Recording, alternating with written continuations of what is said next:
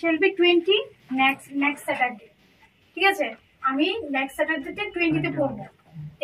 এই ইউজেসটা কি, simple future টেন্সের ফার্স্ট ইউজেস এটাই যে ফিউচারের একটা ঘটনা যেটাকে আমি কন্ট্রোল করতে পারবো না। হ্যাঁ, এটা নেক্সট স্যাটারডেতে হবেই, ঠিক আছে? এই আই শ্যাল বি 20, আমি 20 বছর হবো, নেক্সট স্যাটারডেও আসবো, সময়টাকে আমরা আটকে রাখতে পারবো না, ঠিক আছে?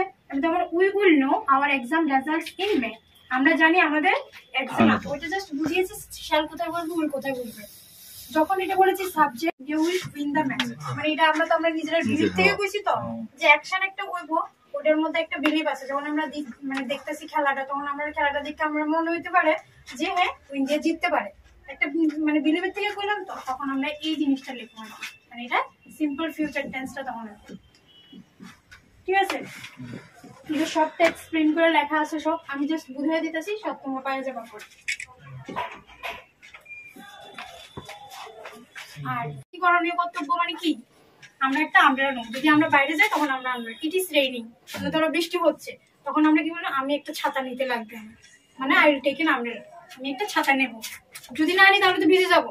এই অ্যাকশনটা কিন্তু এখন হচ্ছে, প্রেজেন্টে হচ্ছে, কিন্তু এই কাজটা তো আমরা করবো বাইরে যাওয়ার আগে, ঠিক আছে? আমি একটা ছাতা নেবো যখন বাইরে যাবো, এই তখন আমরা সিম্পল ফিউচার টেন্সটা ইউজ করবো।